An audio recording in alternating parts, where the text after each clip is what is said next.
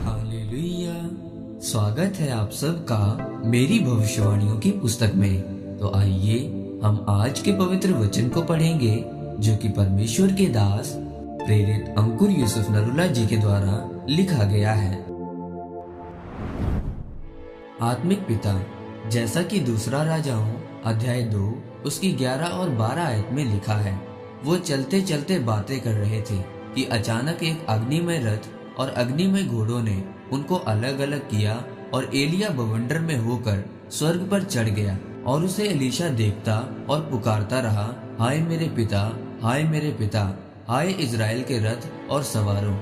मेरे प्रियो, जब एलीशा ने एलिया को स्वर्ग में जाते हुए देखा तो उसने ये नहीं कहा कि हाय मेरा मसा, हाय मेरा मसा, बल्कि उसने कहा कि हाय मेरे पिता, हाय मेरे पिता। तो क्या एलिया उसका पिता था? नहीं, बल्कि वो उसका पास्टर था, उसका अगुआ था।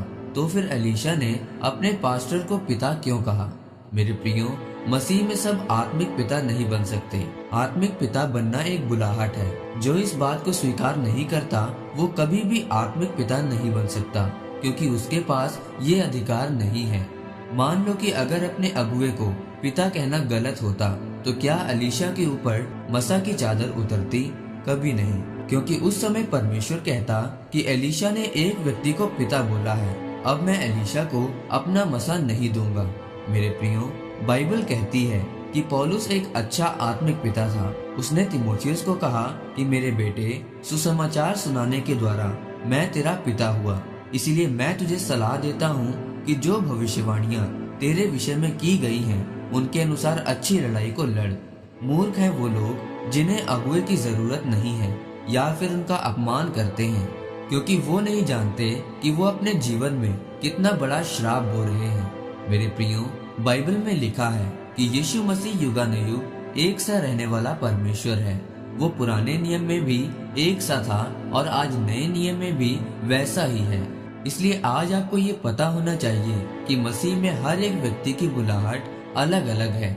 ये परमेश्वर का चुनाव है जो परमेश्वर ही करता है, और जो व्यक्ति उस चुनाव को पकड़ लेता है और उसमें सिद्ध बन जाता है तो फिर उसको कोई भी हटा नहीं पाता। क्या आप अपने चुनाव में सिद्ध हैं? क्या आपने उसको पकड़ा हुआ है? आप क्या सोचते हैं कि बिना मूल्य अदा किए या बिना प्रार्थना किए आप मसीह को पकड़ पाएंगे?